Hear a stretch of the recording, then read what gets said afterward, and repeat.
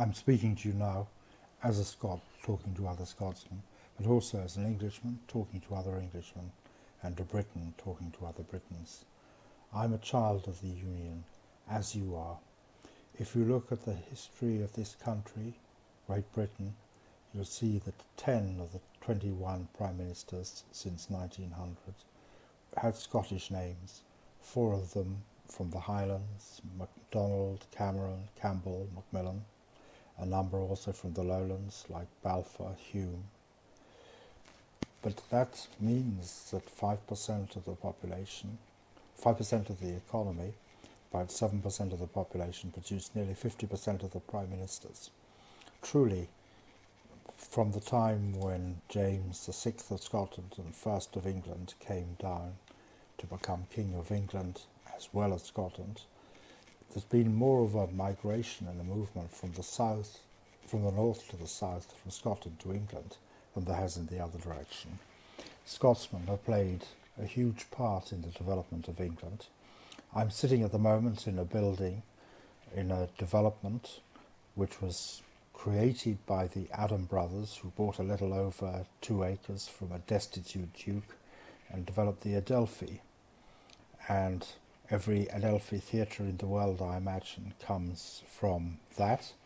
Adelphi from the Greek word for brothers. And every terrace comes from the terrace they built here, the Adelphi Terrace. They were original in many respects. When they ran out of money for their development in the 18th century, they persuaded Parliament to let them hold a lottery to raise the funds to complete it. Extraordinary people.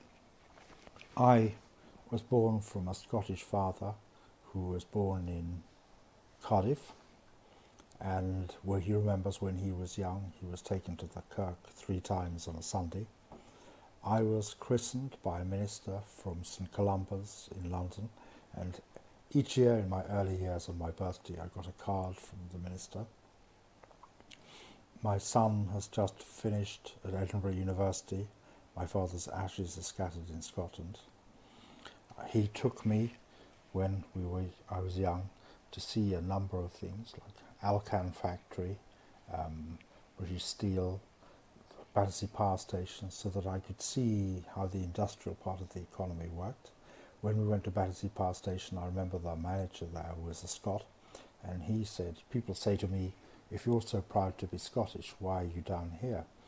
And he said, well, it takes a good Scot to earn a living in Scotland. It's the riffraff that comes south, and they don't do too badly. It would be difficult to imagine England without Scots, just as it would be difficult to imagine that the many achievements that Scots have achieved in the world being possible without them being part of the larger entity which was the United Kingdom of England and Scotland. When we cheer for a sportsman or a team, we're just as prone to cheer for a Scottish team as for an English. We're just as likely to cheer a Scot from Scotland as a person with a Scottish name, or a Scot from England, or indeed an Englishman. There simply is no discrimination. When Gordon Brown was Prime Minister here, it wasn't considered a disadvantage that he came from Scotland, and that Scotland had overrepresentation in the House of Commons, that it had its own devolved assembly. He was accepted, as many Scots have been before him, as Prime Minister of the United Kingdom. That means that people like me, and there are many, many of us, feel as passionately as people in Scotland about the Union.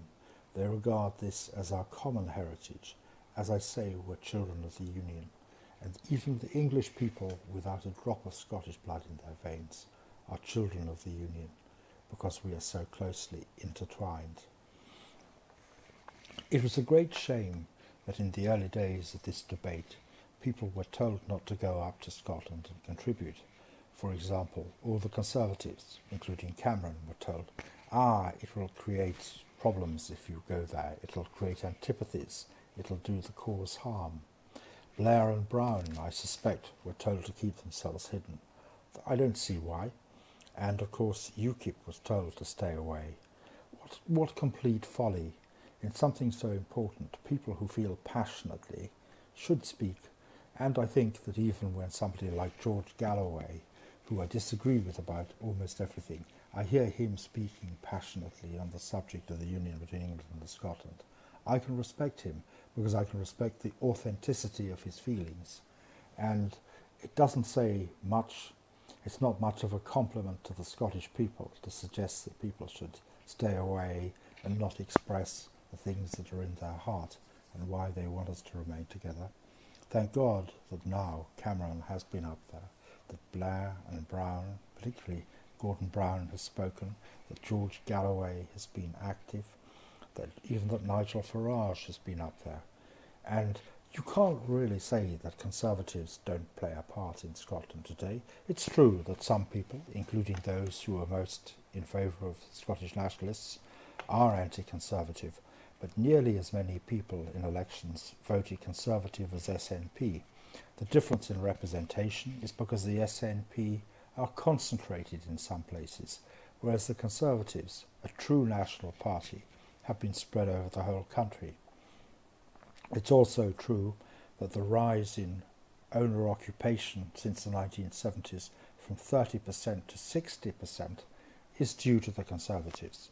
Just as you can give Labour a lot of credit for the National Health Service being developed after the war, although Sir William Beveridge was conceptualising it under the wartime government, Conservatives have continued to protect and work with the health service in its current form, and nobody is more dedicated to that than David Cameron.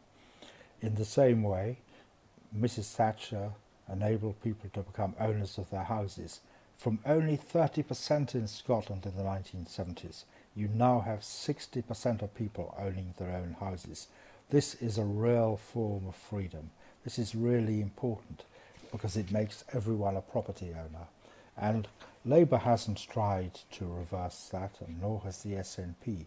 We live in a different world, a more free world, where people have the power of having some stake in society, of owning their houses, as a result largely of that conservative impulse towards liberation and towards making people self-dependent. So Conservative as well as Labour have something to say to Scots, something to be